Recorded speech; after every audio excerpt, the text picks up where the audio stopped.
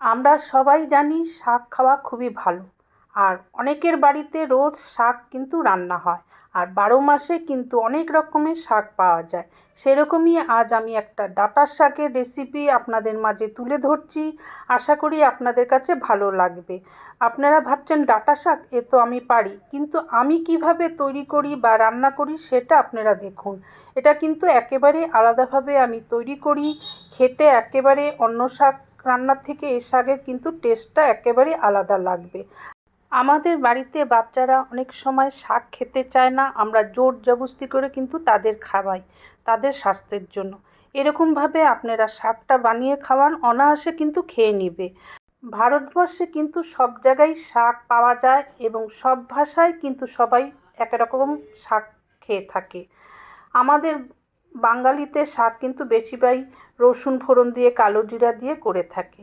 কিন্তু আজকে আমি যে শাকটা করব একটু আলাদা, তার জন্য বলছি আপনারা ভিডিওটি স্কিপ ছাড়া দেখুন, না হলে কিন্তু মিস করে যাবেন। নমস্কার বন্ধুরা, আজকে আমার শাকের রেসিপিতে সকল বন্ধুদের জানাই স্বাগতম। আমি ডাঁটা শাকটা খুব ভালো করে ধুয়ে সামান্য জল দিয়ে একটুখানি সিদ্ধ করে নেব 5 মিনিটের মতন। ঢাকনাটা দিয়ে 5 মিনিট পর আমি দেখলাম যে ভালো মতন সিদ্ধ হয়ে গেছে। এখন আমি এটাকে ভালো করে ঠান্ডা করে তারপর একটা ঝুড়ির মধ্যে জলটা ঝাড়াতে দিব। এখানে আমি কড়াইয়ের মধ্যে শুকনা বাদাম ভেজে নিচ্ছি। খুব ভালো করে কিন্তু বাদামটা ভাজতে হবে লালভাবে। এই বাদাম ভাজাটা দিলে পরে কিন্তু খেতে ভালো হবে। তবে গোটা গোটা আমি ভাজা দিচ্ছি না, এটার মধ্যে আমি কি করছি সেটা আপনারা কিন্তু ভিডিওটি দেখতে থাকলে বুঝতে পারবেন। বাদামটা আমার ভাজা হয়ে গেছে, আমি অন্য পাত্রে নামিয়ে রাখলাম। এখানে আমার শাকটা যখন ভালো করে ঠান্ডা হয়ে গেছে, এখানে হাত দিয়ে ভালো করে কুচি কুচি করে কেটে নিয়েছি। কাঁচা লঙ্কা, রসুন কুচি, পেঁয়াজ কুচি আর টমেটো কুচি রেখেছি। এগুলো আমার লাগবে শাকের মধ্যে। আর রেখেছি আলু কুচি। আলু কিন্তু বেশি করে দিতে হবে, তাহলে কিন্তু খেতে ভালো হবে। আর ছোট ছোট করে কিন্তু আলুটা কাটতে হবে। কড়াইয়ের মধ্যে সর্ষের তেল দিয়ে দিচ্ছি, এটা কিন্তু সর্ষের তেলেই হবে। শুকনো লঙ্কা রসুন ফোড়ন দিলাম। শুকনো লঙ্কা রসুন ফোড়ন যখন একটু গন্ধ বাড়াচ্ছে তখন কালো জিরা দিয়ে দিলাম। কালো জিরাটা একটু ভালো গন্ধ বার হয়ে গেল, তারপরে আলুগুলো দিলাম। আলুগুলো একটু নাড়াচাড়া করে পেঁয়াজ কুচি আর টমেটোটা দিয়ে দিলাম। এটা একটু ভেজে নেব। এখন দিয়ে দিচ্ছি স্বাদ মতো লবণ আর আধা চামচ একটু কম হলুদ। হলুদটা একটু কম দিতে হবে। এগুলো দিয়ে আবার ভালো করে ভেজে নিতে হবে। এই ভাজার উপরে কিন্তু শাকটা খেতে ভালো হয়। যে কোনো রান্না কিন্তু সবসময় কষানো আর ভাজার উপরে কিন্তু স্বাদ আসে। আমি যে কোনো শাক আনলে এক এক সময় এক একভাবে রান্না করি, কারণ সব দেশে সব রকম শাক কিন্তু একভাবে রান্না তৈরি হয়। সেরকমই আমি অনেক জায়গায় অনেক রকম শাক তৈরি রেসিপি শিখেছি, সেরকমভাবেই মাঝে মাঝে কিন্তু আমি শেয়ার করে থাকি। শাকের আরও রেসিপি আমার চ্যানেলে দেওয়া আছে। আগামীতে আরও ভালো ভালো শাকের রেসিপি নিয়ে আসব।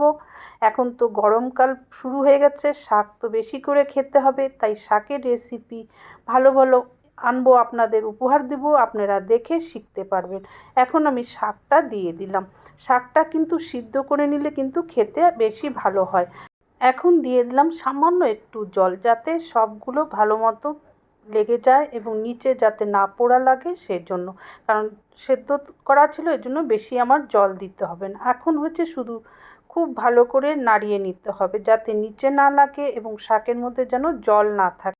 এখন দিয়ে দিচ্ছি আমি বাদাম ভাজাটা। বাদাম ভাজাটা একটুখানি আমি গুঁড়া করে নিয়েছি, মানে চাকি বালনা হোক বা যে কোনো জিনিস দিয়ে একটু মিহি মতন গুঁড়া করতে হবে না, অল্প দানা দানা থাকবে।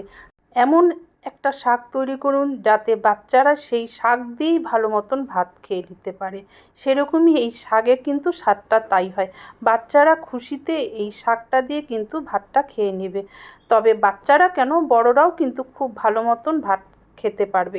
অনেক কিছু রান্না একঘেয়েমি কিন্তু খেতে ভালো লাগে না, আর শাক রান্না তো একদমই ভালো লাগে না। যারা প্রতিদিন শাক খায় একটু চেঞ্জভাবে রান্না করলে পরে কিন্তু খেতে বেশি ভালো লাগে। আমার শাক প্রায় হয়ে গেছে, আমি এখন গ্যাসটা বন্ধ করে দিচ্ছি, শুধু একটু নাড়িয়ে চাড়িয়ে নিচ্ছি। একদম পারফেক্ট যেটা শুকিয়ে যায় সেরকমভাবে কিন্তু শুকিয়ে গেছে। এখন আমি অন্য পাত্রে নামিয়ে নিচ্ছি। এই শাকের রেসিপি কি আপনি ইউটিউব চ্যানেল থেকে দেখছেন? তাহলে কিন্তু আপনারা আমার ভিডিও দেখুন, ভালো লাগলে সাবস্ক্রাইব করে দিবেন, তার সাথে বেল বটন অন করে দিবেন। যখনই কোনো রান্নার রেসিপি আমি শেয়ার করব আপনাদের কাছে নোটিফিকেশন যাবে, আপনারা এসে দেখে শিখতে পারবেন। আর সবার মাঝে শেয়ার করে দিবেন, যেরকম বন্ধু বান্ধব পরিবার তারাও দেখে শিখতে পারবে। আপনারা কমেন্ট করবেন, ভালো মন্দ যেরকম খুশি। আপনাদের কমেন্ট আমার পড়তে খুব ভালো লাগে। আশা করি আপনারা লাইক নিশ্চয়ই দিয়েছেন। ফেসবুক পেজ থেকে যদি ভিডিওটি দেখে থাকেন, আগামীতে আরও ভালো রান্না কিছু দেখতে শিখতে চান, তাহলে কিন্তু পেজটিকে ফলো করে রাখবেন। আগামীতে ভালো ভালো রান্না বা দেখে শিখতে হলে ফলো তো নিশ্চয়ই করতে হবে। কমেন্ট কিন্তু করবেন। আপনাদের কমেন্ট পড়া আমার একটা যেন দৈনন্দিন একটা রুটিন হয়ে গেছে। আপনাদের পরিচিত আত্মীয় স্বজন বন্ধুবান্ধবের মাঝে শেয়ার করে দেবেন, তারাও দেখে শিখতে পারবে। আজ তবে বিদায় নিচ্ছি। আপনারা ভালো থাকুন, সুস্থ থাকুন। আবার একটা নতুন রেসিপি নিয়ে আমি ঠিক সময় চলে আসব। ততদিনে আপনারা অপেক্ষা করুন। এতক্ষণ যারা আমার ভিডিওটি দেখলো শিখলো, ধন্যবাদ।